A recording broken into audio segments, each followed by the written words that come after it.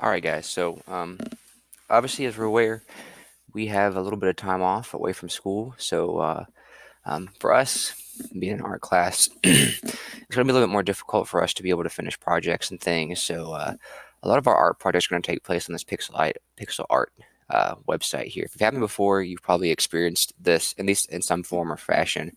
If you had me in seventh grade, I know we did a little bit of it. But the website that you're going to go to, and I'll post all this stuff for you guys to follow the links, that kind of thing, whenever you go to Canvas for my class. But it's spelled PIXILART.com. I know the word pixel is spelled with an E most of the time right here, but in our case, for this website, it's going to be PIXILART.com. Now, whenever you type that in, you're going to come to a page that looks like this. This page, we're not worried about creating an account. We're not worried about the teachers and parents guidance, that kind of thing. Our whole purpose with this is just to focus on the start drawing button. That's going to take us to a page where we can actually begin to draw. Now, whenever you get here, your page is going to look something like this. It's going to have the width here set to 100. It's going to have the height set to 100. For our purposes, I don't want you to make anything larger or smaller than that. Whatever you do with it on your own time outside of the assignments is really up to you. But for our purposes, let's stick to 100 by 100. The reason why we want it to be 100 by 100 is because it makes it easier for us to make changes, but it also makes it easier for us just in case something goes wrong or gets jacked up. We don't have to make, erase a whole part of our image just to be able to make a subtle change. Also, if we go smaller than 100 by 100, since we're working at a pixel level, which I'll post a PowerPoint talking about all that, it'll let you know our pixels. Essentially, what pixels are is a little on any screen that you look at, whether it's your computer screen, your phone screen, it's made up of a grid. In math class, you probably talked about a grid. It's just little boxes, lines crossing X and Y axes, that kind of thing. So any screen is made up of that, but working at a smaller pixel level. And if we go smaller than 100 by 100 pixels, then we start ending up with something that's really grainy and hard to manage and see and so forth. So for our purposes, we got it 100 here and we got it 100 here. Now, after you got that 100 by 100 thing set up, or just checking and making sure it's 100 by 100, we're going to click the new drawing button. Then we're going to click OK. And after we get there, unfortunately, as we work through this, you guys are going to notice that it has ads and things here in the bottom right-hand corner, which is a little frustrating, but there's not a version that doesn't have that. So for you, it's going to be a little bit maybe more annoying than it is for me. My recommendation to you is if you have a computer mouse, that you use one. It makes things a little bit easier to manage and navigate. But it's really up to you. The trackpad works just fine. I've had students use the trackpad for a long time now and not had any major problems out of it. So I think that you should be fine whenever you're doing your assignments along the way. So to say that, the whole purpose of this recording thing is really just to show you guys how the tools work over here and how the tools work over here. Like I said, a lot of our assignments will center around us using this software just because there's not really another efficient method for us to be able to turn in work, that kind of thing along the way, because who knows how long it could be before we get back to school. So to say that, I'll also try to maybe later divide it up tool by tool, explaining different concepts, that kind of thing. But for now, we're just going to stick in this whole demo. I know that most of you guys don't want to sit here and watch this in its entirety, and when you're just searching for a specific tool, information about a specific tool. But for now, this is what we've got. So first things first, the first one over here, anything that's selected is going to be highlighted in blue. So we're going to select our pencil tool first, and we're just going to click. And whenever I'm clicking, or you're pressing your trackpad or whatever, click and drag around, I'm just going to create a line with my cursor. So I can scribble in any which direction I want to. It can make any kind of crazy shape, line, that kind of thing. Now, let's say I don't like this shape. I want to get rid of it. Up here at the top of the screen, there is an undo button right here. You also notice as you hover over any of these things, there are keyboard shortcuts. So for example, you guys will notice when I'm hovering over this, it says Control Z. If you're a fan of keyboard shortcuts, then you're more than welcome to use those things. If not, you want to click the button, then so be it. So let's say I click undo. Anything that I just did is undone. Now let's say I make another pencil line, I make another one and another one. I'm just scribbling around, I have a bunch of different strokes. The undo thing will work up to 20 times, I believe. So if you make 20 lines or 20 different changes, little clicks, and like clicking and letting go, it can undo up to 20 times. Let's try this out. So undo, undo, undo.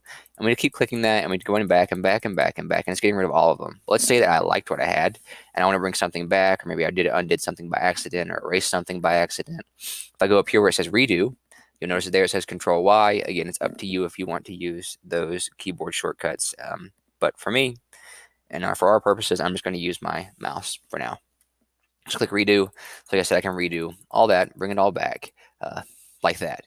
Now, I know that many of you guys, especially ones who are using the trackpads, and your computers they're not, they don't have the biggest screens, and maybe it can be a little hard to navigate at points. So to say that, instead of sitting here straining your eyes trying to get the thing in the perfectly correct spot, my recommendation to you is over here on the right-hand side of the screen. You guys will see where my mouse is hovering. It's kind of a smaller version of our image up here where it says navigation. So again, I'm over here on the right. You'll notice it says zoom in with a little hourglass, not an hourglass, a magnifying glass with a plus sign. So zoom in, zoom in, zoom in, right? I can make it a lot easier for me to get a closer look at what I'm actually working with. So I can also zoom out, zoom out. And to say that, I know that for you guys, since you have a trackpad, you can actually use two-finger sliding forward on your trackpad and it'll zoom. You can also use a two-finger slide back and it'll zoom out. But for me, I like to use these because it gives me a little bit more control. And also, if you have a computer mouse, the wheel on your computer mouse in the middle, if you click it forward, or you slide it forward or slide it back, it'll do the same, zooming in and zooming out for you along the way. So let's say instead of me wanting to undo a whole thing that I just did or redo something, I'm still over here on the right. I have my eraser tool. Now, when I have my eraser tool, I can click here and I can try to erase this. Now you'll notice it's only erasing one pixel at a time, which can be kind of frustrating if we have a big area that we want to erase, right?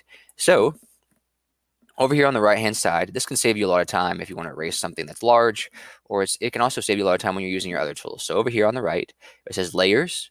We're not worried about layers. Where it says options, we'll come back to options for other tools as well. But here, where it says pixel size, that's our main concern. Right now, it says pixel size, and it says 1. Our tools are operating on the sense that it's 1 pixel wide at this moment. So let's boost it up a little bit. So make it 2. You guys will notice a little shadow of my eraser is now a little wider. So it's a little bit easier to erase. I can boost that up still. Now we're at 6. I'm moving around, right? Now my eraser is even bigger than it was last time. And I believe it goes all the way up to 16. So now my eraser is super big and there's no problem. Now to say that, the same it applies to my other tools as well. So let's say I have my pencil tool. My pixel size is still 16.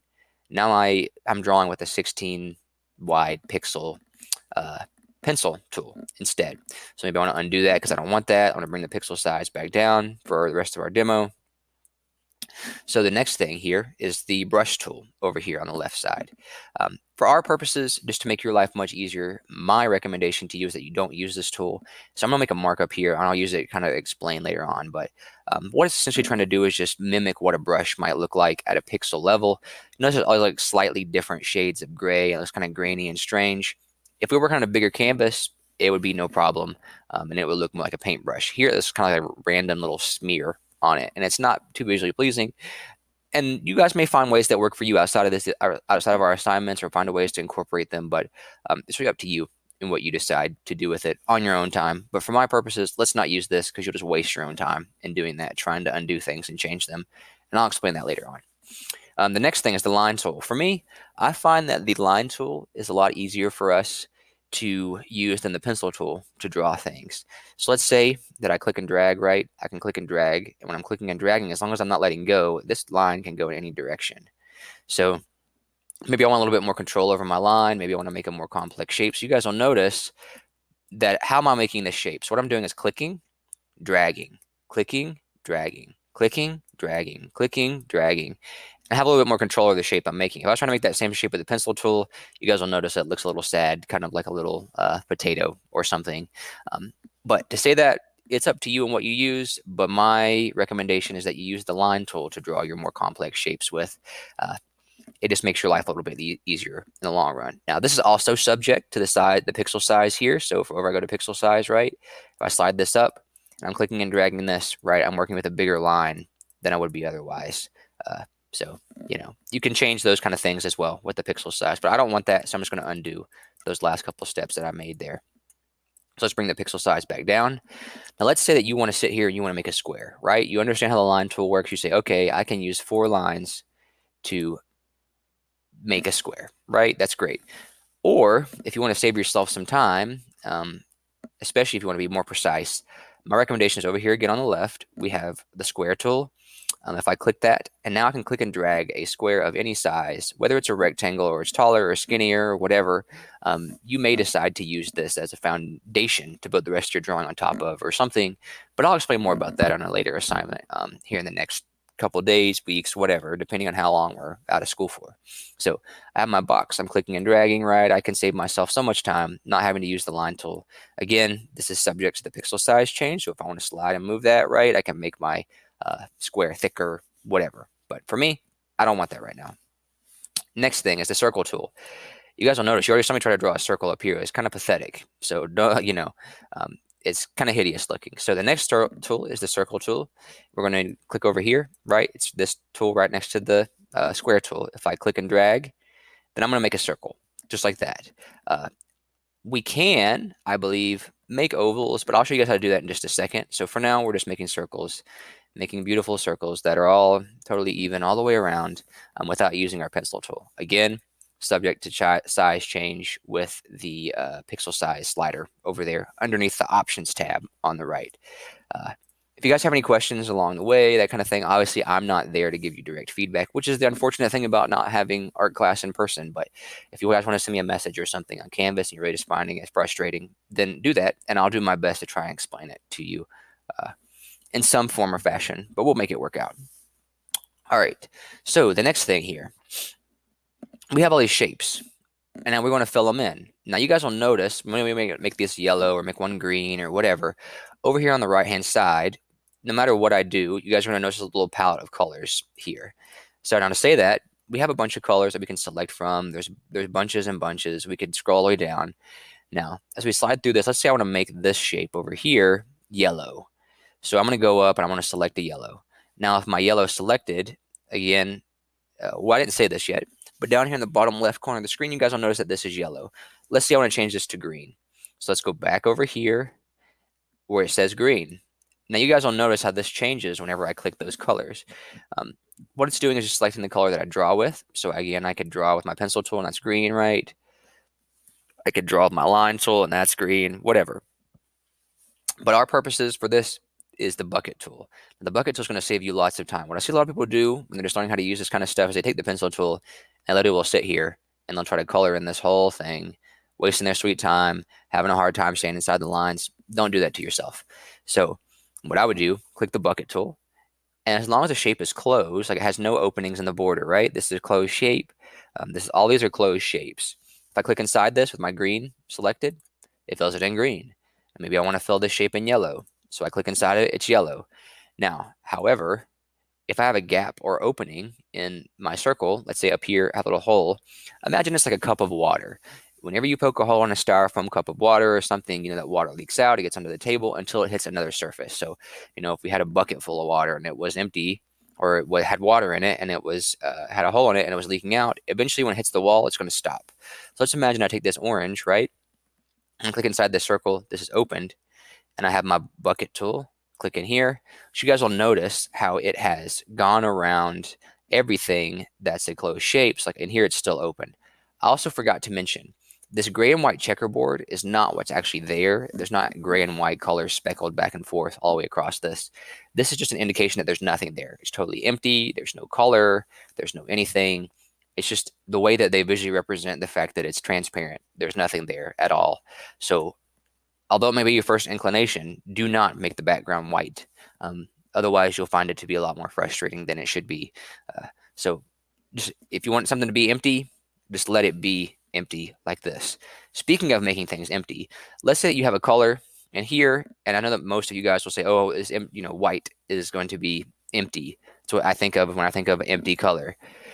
If you want to empty something back out so it goes back to the gray and white checkerboard, with my bucket tool selected over here on the left-hand side of the screen, I'm actually going to slide straight across. So I'm sliding straight across. I'm going to click the tool option. Now, when I click this tool tab, only when I have the bucket tool selected, you guys will notice it says all similar colors. Don't even worry about that. Ours is where it says clear pixels. Will clear pixels as option. So when I click that checkbox, right? So right here, I have this blue checkbox selected with my bucket tool selected. Now click inside this. You guys will notice when I click those surfaces, it makes them all clear again.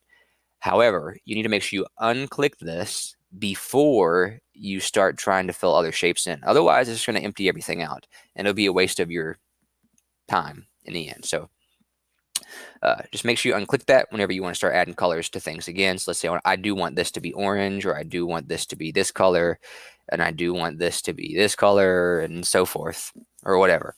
So just keep that in mind. If you want to clear a big space, bucket tool, clear pixels. With that selected, and it'll clear it all out for you.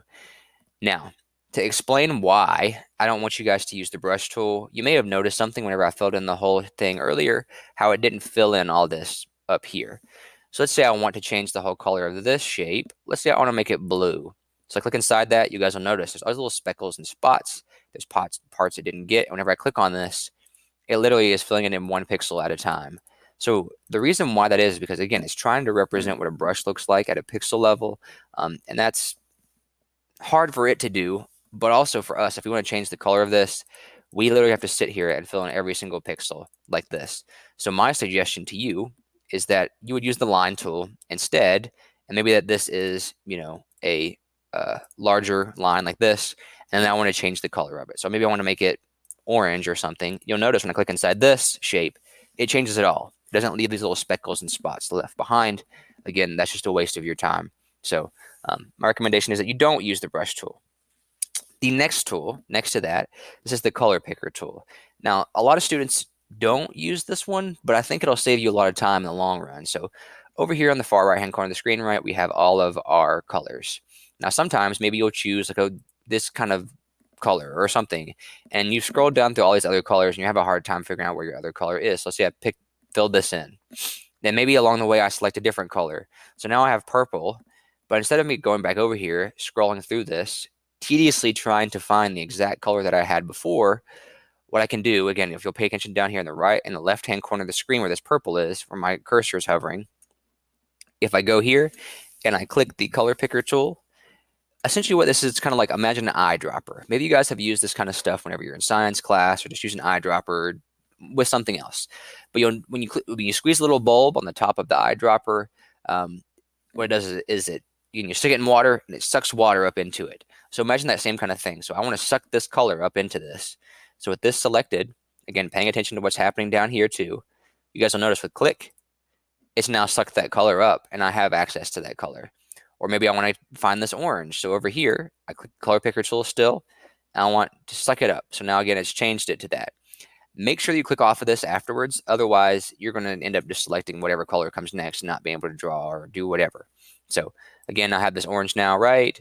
Maybe I wanted to get this other color back. So then now I have that color. Just make sure that you click off of it. That way, you don't have any major issues just constantly selecting colors and not being able to draw. Our next tool here is the move tool. So for the move tool, what it's going to do is exactly what it sounds like. It's the crosshair. It's going to move everything on the screen. So with this selected, right, the crosshair tool, it says move, and I click on top of the surface, it's going to move everything that's in this space.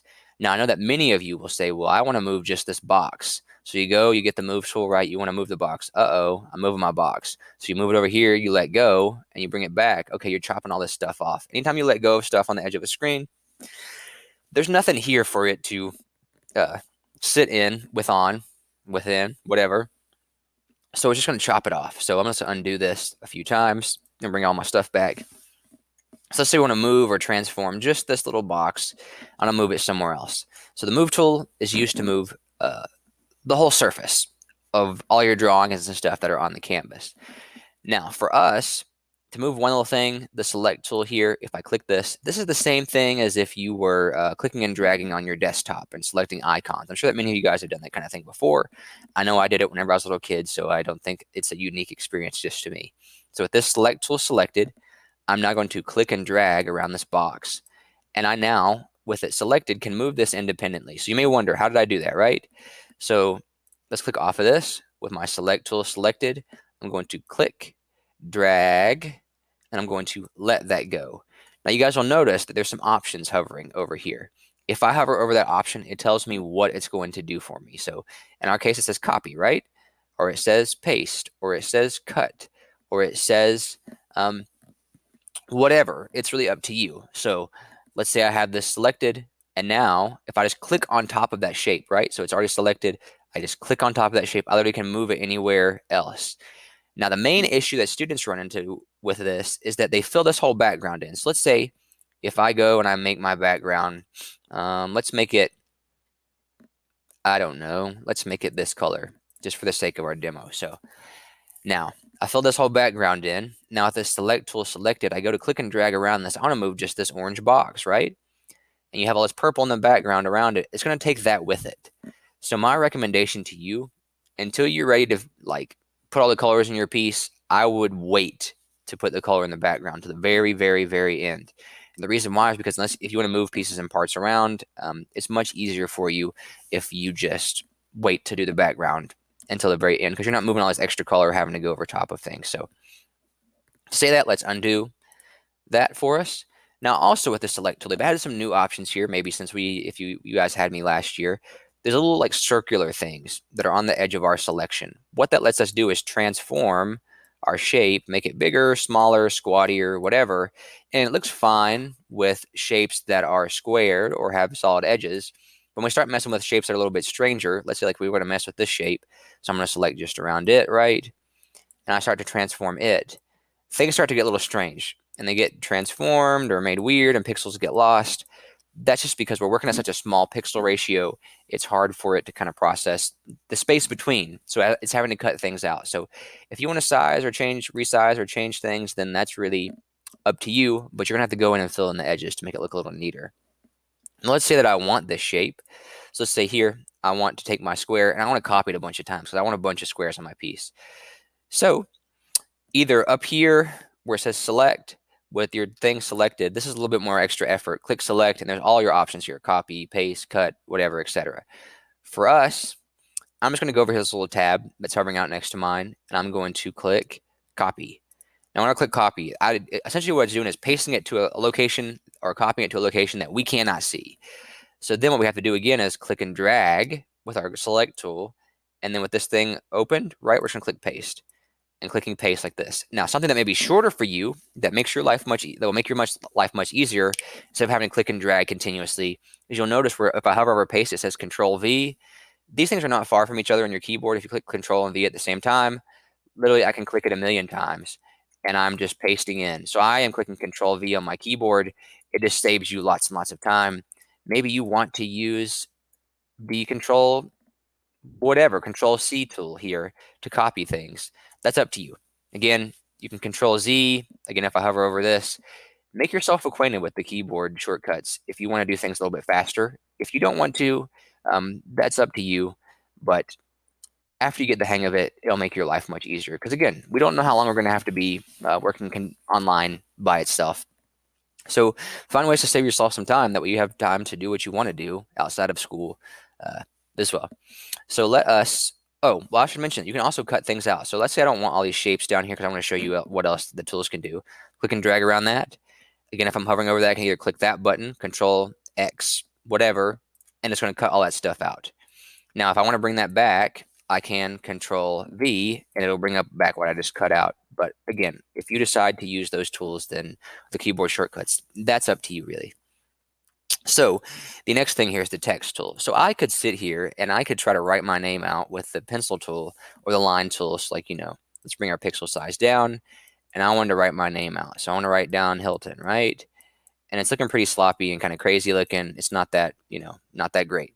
So for us over here on the left again, where it says the text tool, where my cursor is hovering, if I click that and then I just click, you guys will see a little flickering thing like here, when you're on Google Docs or something. So if I type in my name, right, that looks so much better than it did up here.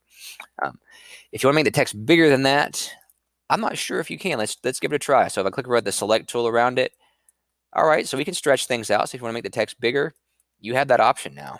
So you should be able to just take the select tool and just select around it. You can stretch the text out if you want things to show up or be whatever and be a little bit neater than maybe they would be. Otherwise, it's still stretching things out and distorting them. So it's really up to you in that regard. Now, the Lighten and Darken tool, some people ask me what this is for. So let's try to explain it.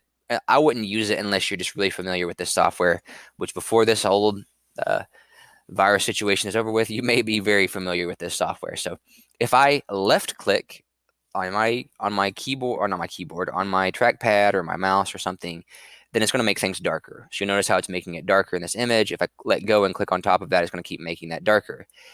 If I right click, it's going to make it lighter. So if I keep going on top of that right, it's going to keep making it lighter and lighter and lighter like that. So maybe you want to add shading to your piece along the way.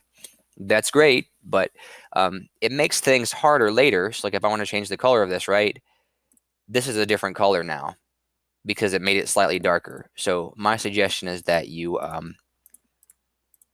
don't use it unless we're just doing one still piece and you're adding shading at the very end and you just really want to polish things up and add a little bit extra pizzazz to your work.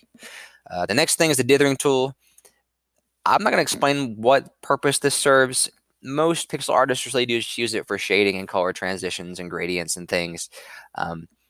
But the only issue that students have with this is they click it by accident sometimes and then literally just fills in every other pixel like this. And they wonder why that's happening to them. So I would just avoid that if you can. So then the last tool here is the stamp tool. If I click that, what it's doing is opening up a database of community uploaded things.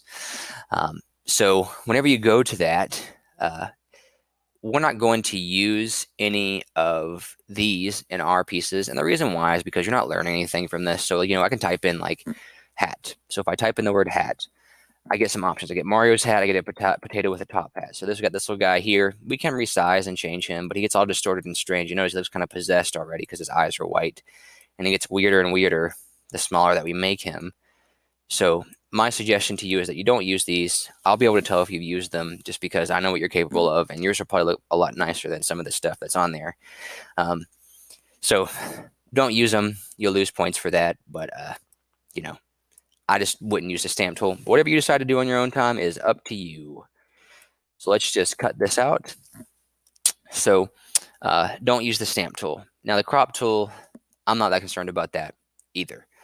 Now, some other things I want to talk about actually before we end this little demo here is later on, I'm going to explain to you guys how to make an animation with this stuff down here in the bottom left-hand corner of the screen. And also, again, depending on how long things last, I may also show you guys how to use the layers tool. But for our purposes at this moment, I'm just going to show you guys how to change your colors. So let's say you have all these colors, you have other things to select from, but there's not one that you really like amidst all of them. So let's say I want to start with this color, but I want it to be a little bit darker. So you notice down here, I click where it says add color. It's a little circle with a plus sign inside of it. I click that. Now you notice it brings up this screen. So this is the color that I'm starting with, and I think that this is the color it's going to become. Or actually, it's inverted. So this is the color I'm starting with, and this is the color it's going to become. If I move my slider down, I can make it darker, lighter. Also, if I want it to be more blue, this little slider here, you'll notice right now is in this teal zone. If I move it up, I can change the hue of that color. Hue just means the actual color itself. I can move it lighter, darker, whatever. So let's say I decide to make it this shade like this because I like that color. And then I click select color. Okay, I have it over here now, and I can use that. But where does it go on this? If you'll scroll to the very, very bottom of your palette, it's going to put it right there for you. So no problem like that. So actually, I'm going to go ahead and explain the animation stuff, and then I'll make an extra video for you guys to look at that talks about it as a separate entity. So down here in the bottom left-hand corner of the screen, it says Gif Frames. What this means is you guys probably have messed with GIFs in some capacity, whether it's on Snapchat or Instagram or something else along the way that has little animations that pop up, Twitch, that kind of stuff. Whenever somebody's subscribed, it comes up on the screen, it shows for a little while, or it continues moving, and there's continuous movement along the way. Again, the PowerPoint that I upload, I'll explain it in more detail for you guys to be able to view that and get a better understanding of what's happening there. So where it says Gif Frames, I click this. Now you guys will notice right now it says 1, right? This is what this is we're essentially creating an animation. So maybe you are familiar with this. Animations are just a bunch of pictures back to back to back to back to back to back to back with slight changes to make it look like things that are moving. Like you probably seen like stop motion animations like claymation or even digital like 3D movies animation movies are that way too. They just do it in a computer software. Not that much different than this, but quite a bit different at the same time. So down here where it says Gif Frames, let's say I start with just a circle, and I go to, I want to have black to start it with, so you guys can get a clear look at this. I click and drag, right? I have this circle. Maybe I want this circle to be red. So now if I click down here where it says Gif Frames, you guys will notice I have a little small version of this frame. My first frame, it is literally just a red circle. Now I have two options here. I either click the Add Frame button or I can click the Copy Frame button. Whenever I click the Add Frame button, this is my first frame. This is my second frame, right? So again, I'm down here. If you guys can't see my cursor, I'm down in the bottom left-hand corner of the screen. It says 2. Now if I look up here on my screen, it's like the ghosted version of what used to be there. If I go to frame 1, that's what is there, and this is what used to be there. Now what this is doing essentially is it's showing what frame 1 looks like through frame 2. So that way I can see where my things were. That way I have a clear idea of how to move them, if I want to move them or change them or alter them. Now the reason why I don't want you guys to add color in the backgrounds of anything until you've made firm decisions about everything and it's all placed in with the lines and everything is because if I fill the background in, you guys will notice I can't see where that was anymore. So it puts me at a disadvantage when I'm trying to animate something. So my suggestion is that you just let it be empty. So again, if you don't remember how to make it empty, you have your bucket tool, go to the tool option, click clear pixels right up here in the top right, and then click on top of that and it clears everything out. So that'll save you some time. Now, probably for you, the easiest way to animate something is not to use the add frame button, so you have to redraw everything. So if you want to get rid of a frame, you'll notice right under where it says add frame, it says remove frame. It's a little trash can here. If I click that, with that frame selected, it just tosses it out the window. So now we're back to one frame here. So now what I'm going to do is hit copy frame. What that is doing is making a duplicate of that. So it's frame 1 and frame 2, like this. So let's see, I take this now, and I move my circle a little bit in frame 2. Now you guys will see, we see the ghosted version of the frame that came before that. So now, right, I have all these buttons down here, but I'm going to click preview. Click preview, you'll notice it's hopping between frame 1 and 2. So it's going 1, 2, 1, 2, 1, 2, back and forth continuously, because that's what GIF animations do. So it's going 1 and 2, 1 and 2, 1 and 2, back and forth. So let's say I want to have this circle move all the way up off the right-hand corner of the screen. So I have frame 1, frame 2. I'm just going to copy my most recent frame, right? I'm going to move it a little bit. So again, I can see where frame 2 was. I'm going to then copy my frame, move it a little bit. Then I'm going to copy my frame, move it a little bit. You guys will notice that progressively I'm stacking up frames here. So this is frame 1, frame 2, frame 3, frame 4, frame 5. So I'm going to copy frame again. Again, I continue moving it. And I'm literally just going to copy and move this until it goes all the way off the side of my screen like this. This is not the most, high def animation you've ever seen in your life, but just understanding the basics. So now I have frame 1, 2, 3, 4, 5, 6, 7, 8, 9, 10, right? So now I hit preview because I now have 10 frames, and it's going 1, 2, 3, 4, 5, 6, 7, 8, 9, 10, 1, 2, 3, 4, 5, 6, 7, 8, 9, 10, and it's just continuously moving, right? Looping through the animation over and over and over again. So look at it go, it's going, right? Now let's say that I want to move some things around, or a frame is not where I want it to be. So what I can do, maybe I want this circle to come back to me. I want it to go back this direction, but I don't want to have to redraw all these frames. So we already know how to copy a frame. Like I said, now we're going to talk about how to move a frame. So we go to frame 9 here, right? My animation is ending on frame 10. Go to frame 9. I want it to come back. So I hit copy frame. So now I have 1, 2, 3, 4, 5, 6, 7, 8, 9. And you'll notice that 9 and 10 are the same because I just made a copy of frame 9. So frame 9 and 10 are the same. Now I want to move this over here. So you see my cursor, I'm moving it over here. Imagine I'm moving it over here. So I have this down here, these little move frame left, move frame right arrows next to my little trash can. So I move it to the right, boom. So now you'll notice that frame 9, 10, and I move this one to the end. So again, I had a copy of this one and I put it at the end. So again, I'm going to kind of show you, and then I'll just speed through this at the tail end to show you how to make that animation part come back.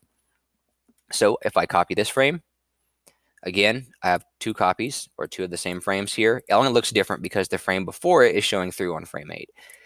So if I copy this, move it to the end. So then I'm just literally going to copy and move them to the end.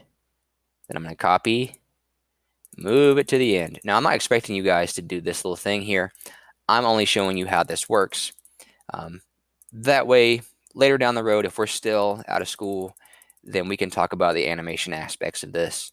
And we'll be using this as well to kind of work our way through some other assignments. Maybe we'll copy some other artist's work, just kind of get to make ourselves more familiar with it.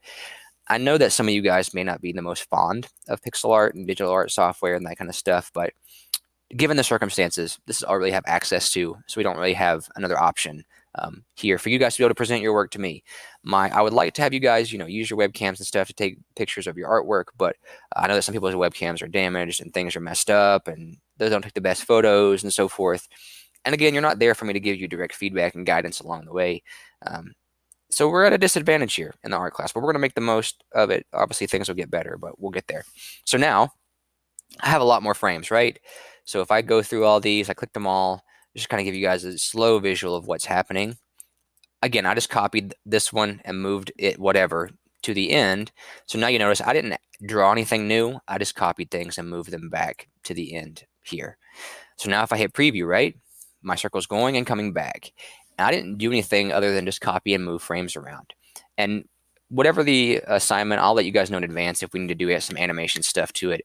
Each week or each assignment, I will do a little video like this. It won't be as long as this one. This is more or less just giving you guidance of how the tools work together and so forth. Now, one of the most important things that you need to be mindful of as we step forward using this software is how to save your work. There's going to be times whenever you guys get exhausted or along the way you say, okay, I'm ready to stop working. I want to go, eat lunch, or I want to go play a video game for an hour or something because you got the time, right? We got plenty of time. So to say that, to save your work, up here in the top right-hand corner of the screen, it says Save Drawing. Now, I know some students have some issues with this sometimes. Always check and make sure that this is in the top right-hand corner of your screen before you even start working. Otherwise, your work's not going to save and things are going to get all janky and messed up. I don't know why it does that. It just does that sometimes. So where it says Save Drawing, I'm going to click Save Drawing. Now, if you want to modify things later, you need to save it as a .pixel file. So saving it as a .pixel file lets you be able to reopen your work in this software. So if I click Save as .pixel, right, and I want to save this as art class, 1 or something, it doesn't matter. When I click OK, it's going to save on your Google Drive. Now, I'm going to talk about how to access your Google Drive and that kind of stuff towards the end of this little demo, just so you know how to bring it back up and see your work and all that kind of stuff, because I know many of you maybe don't have that much exposure to messing with that kind of thing. So notice down here for me, it's saved in the top and the bottom left. For you guys, it's just going to say, there'll come a little box up down here in the bottom right-hand corner of the screen that says that your work has been saved or whatever. So if I exit out of this, let's say that along the way, I lost my work. I don't know where it is. So I want to reopen my work. Now, if I go to File up here in the top left, and I click Open .pixel, you guys will see I have all these different files on mine.